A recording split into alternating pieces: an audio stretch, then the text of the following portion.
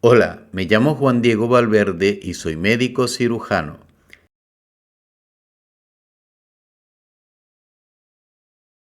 Antes de empezar con el tema, te voy a decir que hay muchas semejanzas y diferencias entre este vídeo y el que dedico a los zombies, así que te recomiendo ver ese vídeo también. Un vampiro es una criatura mítica que subsiste alimentándose de la esencia vital, generalmente en forma de sangre, de los vivos.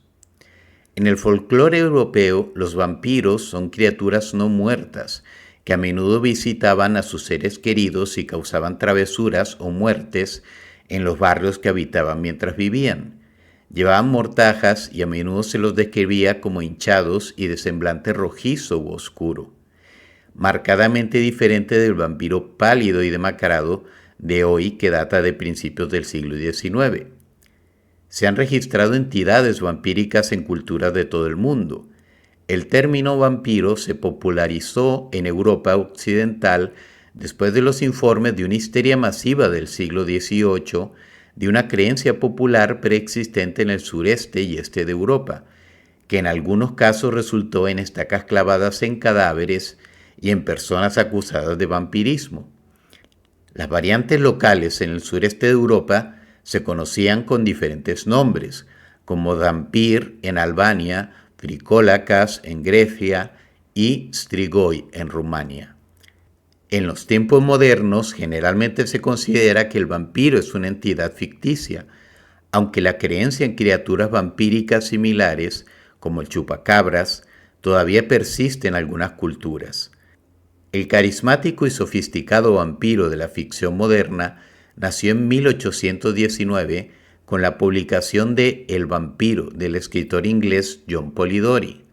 La historia fue un gran éxito y posiblemente la obra de vampiros más influyente de principios del siglo XIX. La novela Drácula de Bram Stoker de 1897 es recordada como la novela de vampiros por excelencia y proporcionó la base de la leyenda moderna de vampiros. El éxito de este libro generó un género vampírico distintivo aún popular en el siglo XXI, con libros, películas, programas de televisión y videojuegos. Desde entonces, el vampiro se ha convertido en una figura dominante en el género del terror. Con el tiempo, algunos atributos que ahora se consideran integrales se incorporaron al perfil del vampiro. Los colmillos y la vulnerabilidad a la luz del sol aparecieron a lo largo del siglo XIX. Después quedaron consagrados con el Conde Drácula y el Conde Orlok de Nosferatu de 1922.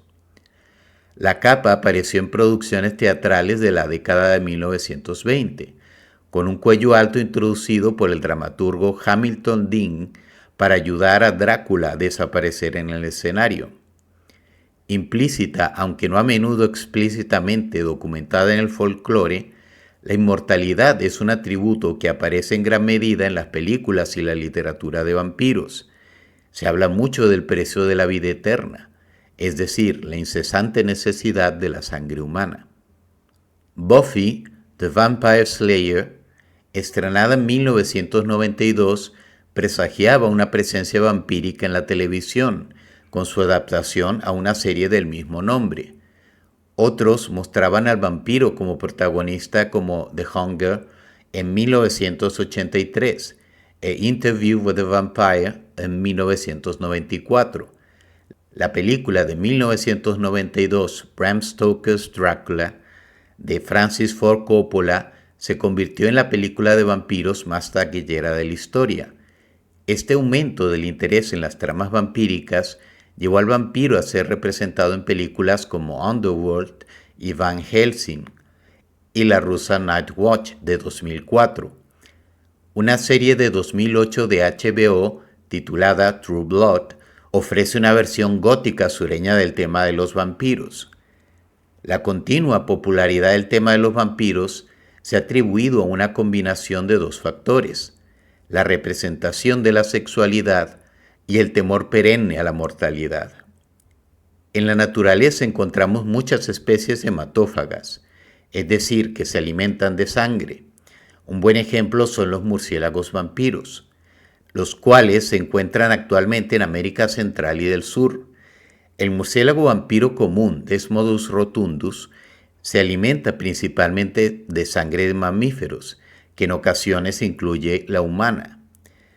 Una vez que el murciélago vampiro común localiza un huésped, como un mamífero dormido, aterriza y se acerca a él en el suelo mientras está a cuatro patas. Luego, probablemente use la termocepción para identificar un punto cálido en la piel para morder. Luego crean una pequeña incisión con los dientes y lamen la sangre de la herida. Los dientes incisivos superiores afilados como navajas del murciélago hacen un corte de 7 milímetros de ancho y 8 milímetros de profundidad. Estos dientes son tan afilados que incluso manipular sus cráneos en un museo puede resultar en cortes. La saliva del murciélago tiene una función clave en su alimentación, ya que contiene varios compuestos que prolongan el sangrado, como anticoagulantes que inhiben la coagulación de la sangre. La rabia puede transmitirse a humanos y a otros animales por mordeduras de murciélagos vampiros. En 2005 se documentaron 55 casos de transmisión de la rabia a humanos por murciélagos vampiros en América Latina. El riesgo de infección para la población humana es menor que para el ganado expuesto a mordeduras de murciélagos.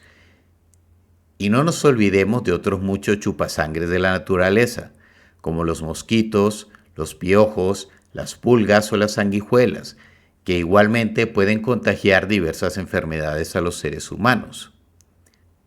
¿Pero qué podría llevar a los seres humanos a necesitar la ingestión de sangre humana? La porfiria es un grupo de trastornos hepáticos en los que unas sustancias llamadas porfirinas se acumulan en el cuerpo y afectan negativamente a la piel o al sistema nervioso. Los síntomas de un ataque incluyen dolor abdominal, dolor de pecho, vómitos, confusión, estreñimiento, fiebre, hipertensión arterial y taquicardia. Ocasionalmente puede haber síntomas psiquiátricos de corta duración, como ansiedad, confusión, alucinaciones y muy raramente psicosis manifiesta. Los ataques suelen durar de días a semanas y pueden ser provocados por el alcoholismo, el tabaquismo, los cambios hormonales, el ayuno, el estrés o ciertos medicamentos. Si la piel se ve afectada, pueden aparecer ampollas o picazón con la exposición a la luz solar. La mayoría de los tipos de porfiria se heredan de uno o ambos padres de una persona y se deben a una mutación en unos genes que producen el grupo hemo de la hemoglobina. Un tipo, la porfiria cutánea tardía, también puede deberse a hemocromatosis, es decir, un aumento de hierro en el hígado, hepatitis C, alcoholismo o VIH-Sida. Esta combinación de síntomas psiquiátricos e hipersensibilidad a la luz del sol ha llevado a algunos a especular que esta enfermedad podría subyacer en el origen de la leyenda de los vampiros, además de una creencia equivocada de que ingerir sangre podría ayudar a los afectados con sus síntomas. La anemia es un trastorno sanguíneo en el que la sangre tiene una capacidad reducida para transportar oxígeno debido a una cantidad de glóbulos rojos inferior a la normal o a una reducción en la cantidad de hemoglobina.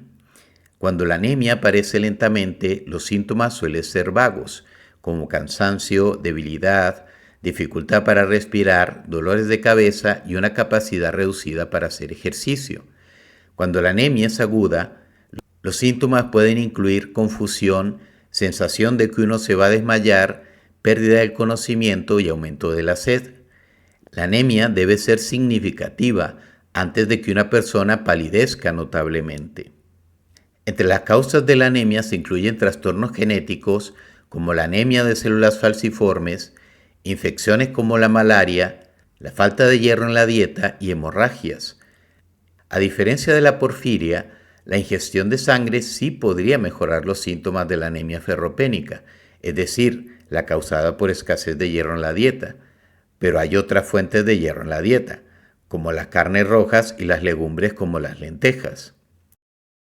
¿Y si el vampirismo fuese causado por una enfermedad infecciosa? En teoría, un agente patógeno podría provocar anemia, como la ya citada malaria, hipersensibilidad a la luz solar y alteraciones mentales. La rabia hace que muchos mamíferos afectados tiendan a morder a otros animales. En los humanos la rabia puede producir comportamientos violentos, pero no es común que un infectado muerda a otros seres humanos. Más difícil de explicar es la capacidad de no envejecer de los vampiros o la fuerza sobrenatural que a veces se les atribuye, aunque no imposible. Pero, ¿y si los vampiros con esta infección hipotética no necesitasen beber sangre y mordiesen únicamente para propagar la infección? Las personas afectadas tendrían una enorme pulsión para hincar sus dientes en la piel de otras personas, y al hacerlo, evidentemente sus bocas se llenarían de sangre ajena, pero inocularían el agente infeccioso a través de su saliva. Y muchos de sus poderes, como mayor fuerza física y agilidad y mejor visión nocturna, habrían surgido por medio de la selección natural, como una forma de simbiosis entre este microorganismo y su huésped, para hacer que este último atrape a sus presas, entre comillas, más fácilmente. Si te ha gustado este vídeo, dale un like, suscríbete al canal y dale a la campana para que te notifiquen cuando publique un video nuevo. Gracias.